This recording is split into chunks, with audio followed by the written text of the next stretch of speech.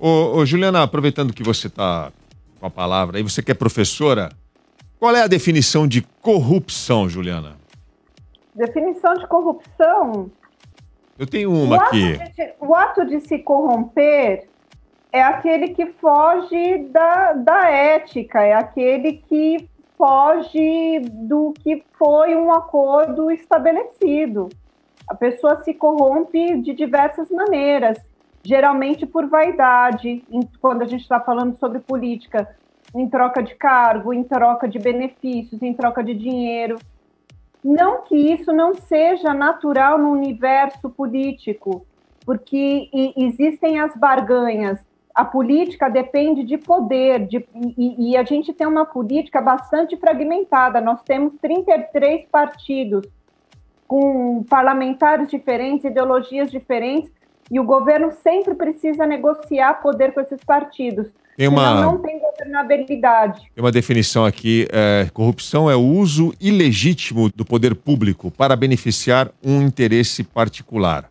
Tem outras definições, é um termo bastante amplo esse, né? Sim, então... Eu só estou conversando, eu só estou tocando nesse assunto para perguntar para vocês se vocês consideram o governo Bolsonaro um governo sem corrupção. Posso falar? Posso comentar? Qualquer um pode falar. Diga, Renan. Melhorou a minha conexão primeiro? Tá ótima. Tá ótima.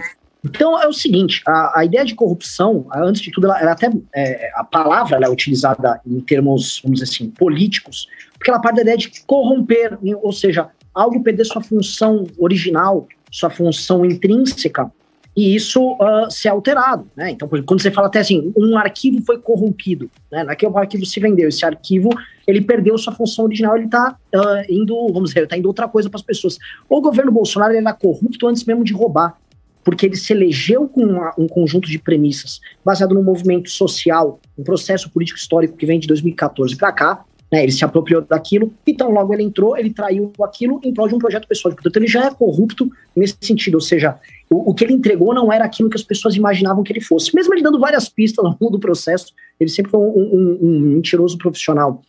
Mas, né, nesse caso, vamos dizer, de corrupção política, corrupção enquanto crime dentro do sistema político, dentro do Estado, o governo Bolsonaro ele já vinha cometendo seus pequenos crimes. A família Bolsonaro já tem dentro de si o caso lá do Laranjal ali dele, na família lá no Rio de Janeiro já é muito óbvio, e agora era inevitável que ao se compor com o que há de mais porco no sistema político brasileiro, que são os nomes do Centrão, e novamente, até pegando o exemplo do que a gente falou anteriormente, há gradações em tudo, especialmente no crime, né?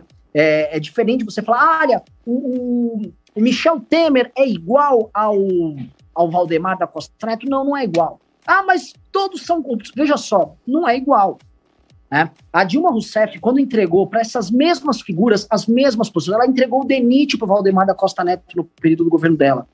O Lula fez negócio, criou a base política utilizando PP, PR, PTB. Eles imaginavam que fosse acontecer o quê? À época.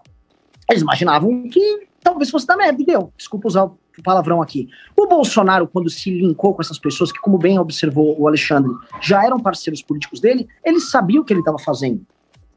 Esses caras sempre estão à venda, e esses caras sempre operam corrupção, que é o que eles sabem fazer, porque os projetos políticos regionais dele, as famílias que eles têm, os núcleos políticos, as relações com prefeitos, com vereadores, são todas baseadas nisso.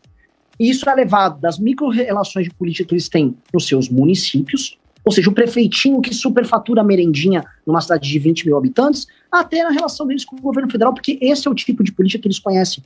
E a gente nos grandes centros urbanos, especialmente São Paulo, Curitiba, a gente fica meio chocado quando olha isso. Mas essa é a regra. A exceção é não ter isso. E o governo Bolsonaro, que veio com um discurso de combate a isso, ele se aliou, volto a colocar aqui, porque a gente tem que sempre colocar as coisas sob perspectiva histórica, ele se aliou com as mesmas esquerdas que participaram dos escândalos de corrupção para desmontar o aparato investigativo do Estado brasileiro, o COAF foi um exemplo dado aí, para, obviamente, se salvar do impeachment, e foi colocado aqui no programa de forma clara, isso foi muito bem inteligente, foi muito inteligente, porque o Bolsonaro quer só se salvar, e ele, na prática, ele tá vendendo almoço para pagar a janta, porque se ele acha que se aliar com o Centrão para se salvar do impeachment é o que resolve, não é, e a história mostra isso. A grande verdade.